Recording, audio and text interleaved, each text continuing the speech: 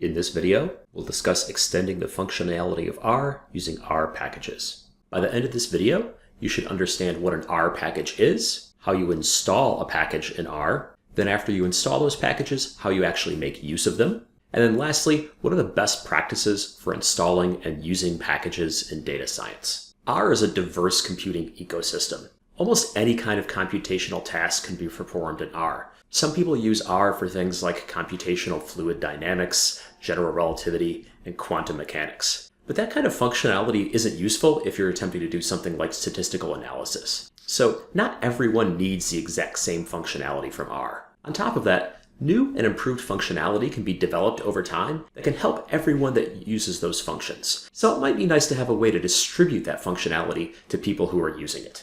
By default, R is only going to install the basics of what it needs to run. Additional functionality for R is available in packages. And what a package is, it's an extension for R designed for accomplishing a specific task. So there are packages for graphics, modeling tools, processing audio, statistical tools, and like I say, things like quantum mechanics and processing general relativity. These packages are going to add additional functionality to R. The nice thing about packages in R is anyone could write a package and make them available for others to use. I'll add that the idea of packages isn't unique to R. Communities of users maintain package repositories for Stata, Python, C, basically any programming language that you can think of. The nice thing is this allows others to benefit from the work of a single person or a team that had invested in making new data analysis tools available. So how can we make use of this functionality in packages? The first thing that you need to do is if you want to use a package, you need to download and install it. R has a command for installing packages, which is called install.packages. The way that you're going to use it is you'll type install.packages into the R console, and then inside parentheses and quotation marks, you'll put the name of the package. After you do that, R is going to connect to the internet and download the package. So this requires that you be connected to the internet. Installing a package means that it's permanently installed in your system. So you only need to run install packages once on a given computer for a given package.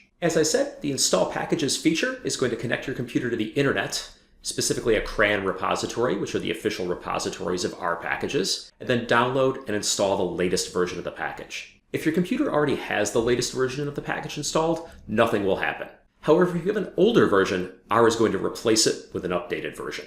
Now, why are packages updated? Why might it install a newer version on your system? So sometimes packages change. They might add new functionality, they might implement better algorithms, they might fix some errors that were present in an old version of a function. They might also deprecate old functionality. As packages evolve, the old way of doing things in a package may be replaced by new and updated ways that are faster, better, or perhaps more accurate. In these cases, what will happen is over time, old, obsolete functionality will be deprecated or removed from a package. Lastly, as packages are updated, sometimes new bugs are introduced. This is unfortunate, but it's a common side effect of updating software. The important thing that you should take from all of this is that different versions of the same package might not produce the same results because of these three reasons. So for fully reproducible results, you need to keep track of which version of a package you are using at any given time. Even after you install a package, it won't be available to use in R until you tell R to load it into memory.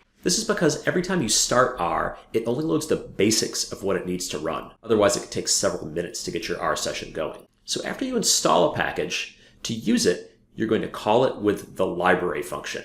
And so the way that you'll do this is you'll type library, and in parentheses, you'll put the package name. Now here, when you're using the library function, you don't need to put the package name in quotation marks like you did with the install packages function. After loading a package with the library command, it's available in memory until you close R. So you only need to run library once for a given package per session. After you run it, that library's functionality is available in your current R session. It's generally a best practice to put all of your library calls at the start of your script. That makes it very easy for someone who's reading through your script to see which packages they're going to need so they can make sure they have them installed before they try running your script. And this leads to an important point about using these commands in R script files. So you might think, well, if somebody doesn't have a package installed in their system, I could just put install packages at the start of my script, and that way the package is installed and I can be sure it's installed as the person is running a script. You should never do this. There's a big reason for that. The install packages command is going to attempt to try and make changes to the system it's running on. So if they don't have the package installed, it's going to attempt to connect to the internet, download and install that package. And if they have the package installed but it's an older version, it's going to attempt to replace that older version with a newer version. You never want to write scripts in a way that are going to make permanent changes to people's computing environment. For the first thing, it's really impolite to try and change someone else's computer. And you should always think of your scripts as being shared with other people. So you never want to try and do something that's going to change their computing system. That's the first reason you should never include install packages in a script. The second thing is, after you update a package, it may actually change the functionality of that package in subtle ways. Like I say, there could be updates or changes to the package that cause you to get slightly different results. So installing a new version of the package may change something subtle that either changes your results or maybe breaks your script the next time you run it, and you won't understand immediately why, because it is all the result of changing the version of the package that you're running. So again, you should never include install packages commands in your R scripts. You should always type them in manually from the command prompt. So there's an important package that we're going to make extensive use of in this class, and that's the tidyverse. The tidyverse is actually a collection of packages that add functionality to R. So it's not just one package, but many packages, but they're all wrapped up inside of a single bigger package called the tidyverse. You can install or load all of the packages in the tidyverse using the name tidyverse. There are actually several dozen packages in the tidyverse that we'll make use of, so you might want to install them now because it'll take several minutes on your computer. And again, you can do that using install packages with tidyverse in quotation marks inside parentheses. So let's actually take a look at what would happen if I did this in RStudio. So here I've opened up RStudio, and you can see down at the console, I'm now going to type install packages with tidyverse in quotation marks. Pressing enter causes R to download a few packages. Now I've already installed the tidyverse on this system because I use it a lot. And what you can see is it downloaded a couple of packages, updated them, and then returned control to me in the console. The first time that you install the tidyverse, it's going to install several dozen packages and will probably take several minutes. Now, even though I've installed the tidyverse, it's not available for me to use yet. To use it, what I need to do is use the library function with the tidyverse. So I'm going to insert that into the console here. I type library tidyverse not in quotation marks. I press enter.